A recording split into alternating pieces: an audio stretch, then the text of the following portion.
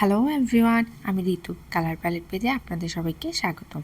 আজ নিয়ে এলাম একটি বৈদ্যুতিক খুঁটির পেন্টিং নিয়ে। চলুন তাহলে শুরু করে ফেলি। শুরুতেই আমি নীল রং ব্যবহার করে আকাশের কাজটি করে নিয়েছি। এখানে আমি কিছুটা জল রঙের মতন ব্যবহার করে আকাশের কাজটি করে নিয়েছি। খুঁটিটি আমি ড্রয়িং করে নিয়েছিলাম, এই কারণে খুঁটিটি বাদ রেখে আকাশের কাজটি করেছি।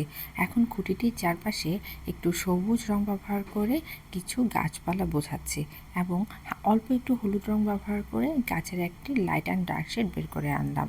পুরো গাছটি আমি একইভাবে আস্তে ধীরে করে নিচ্ছি। এখন চলে যাব আমি আমার খুঁটির দিকে। খুঁটিতে আমি হালকা অ্যাশ রং ব্যবহার করে খুঁটিটির প্রত্যেকটি পার্ট এবং খুঁটিটিও আমি করে নিচ্ছি।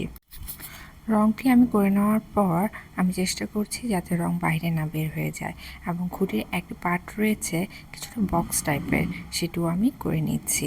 সেখানে আমি প্রথমে অ্যাশ রং ব্যবহার করেছি এবং নিচের অংশটুকুতে অল্প একটু খয়েরি রং ব্যবহার করেছি।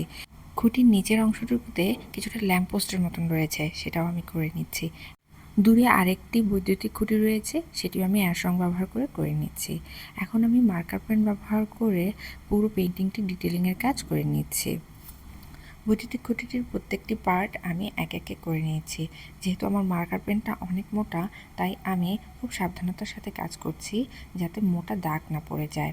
এমনভাবে কাজ করছি যাতে আমার কাজটি ফুটে ওঠে এবং মার্কার পেনটি মোটা হওয়ার কারণে এবড়ো থেবড়ো না হয়ে যায়। একইভাবে দূরে থাকা যে বৈদ্যুতিক খুঁটিটি রয়েছে সেটিও আমি মার্কার পেন দিয়ে করে নিলাম। এখন আমি আরেকটু ছোট ছোট কাজ রয়েছে যেটি আমি মার্কার পেনের সাহায্যে করে নিচ্ছি। মার্কার পেন দিয়ে কাজ করতে কিন্তু ভীষণ মজা লাগে। যারা এখনও মার্কার পেন ব্যবহার করে কাজ করেন নাই আমার মতো, তারা অবশ্যই একবার হলেও ট্রাই করবেন। যাই হোক, চলে যাই কাজের দিকে। আমি এখন মার্কার পেন ব্যবহার করে কিছু লাইন টেনে টেনে তার বোঝানোর চেষ্টা করছি। এক একটি তার এক এক দিকে গেছে এবং কিছু তার পেঁচানো রয়েছে, আমি সেভাবেই কাজ করে নিচ্ছি। এবং কিছু তার রয়েছে একেবারে জট বেঁধে রয়েছে, সেই তারগুলো সেভাবেই আমি করে নিচ্ছি।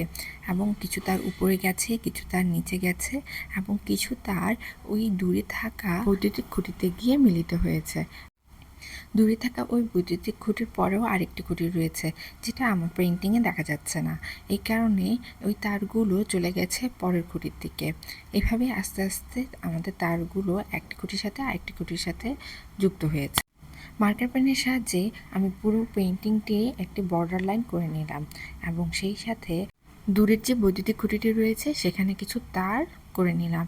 এখন তারের মধ্যে কিছু পাখি বসে আছে, সেটি করে নিলাম। এই তো কাজ আমার শেষ। ভিডিওটি যদি আপনাদের ভালো লেগে থাকে লাইক কমেন্ট শেয়ার করতে ভুলবেন না। ধন্যবাদ।